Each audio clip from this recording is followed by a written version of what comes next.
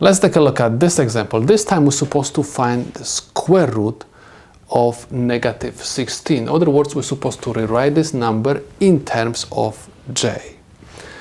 First, we're supposed to apply the properties of radicals. And we can rewrite this as square root of negative 1 times 16.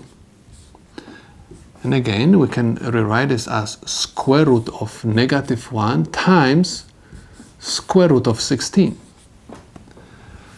where square root of negative 1 we can substitute by j. That's why I'm going to write over here j. And square root of 16 is equal 4.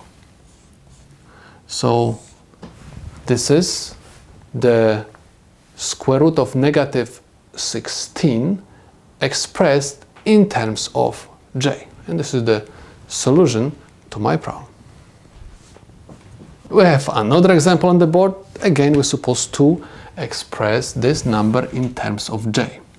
What we're supposed to do first, copy down this negative sign and simply rewrite the radicand as negative 1 times 49.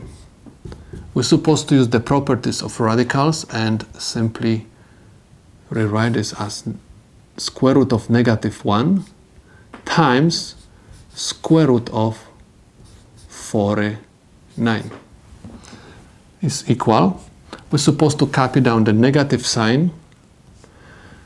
Square root of negative 1 I'm going to write as j, and square root of 49 is simply 7.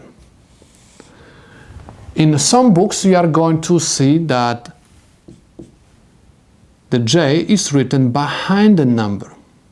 It's negative 7j. This is also correct. In other books you are going to see something like this, minus 7i. This is also correct because we are going to talk about electronics, right? We are going to solve the problems for electrical circuits.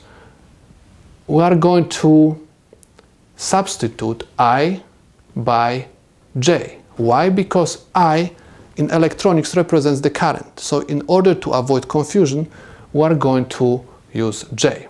And most of the time we are going to write j at the front of the number. So either of these answers is correct solution to this problem.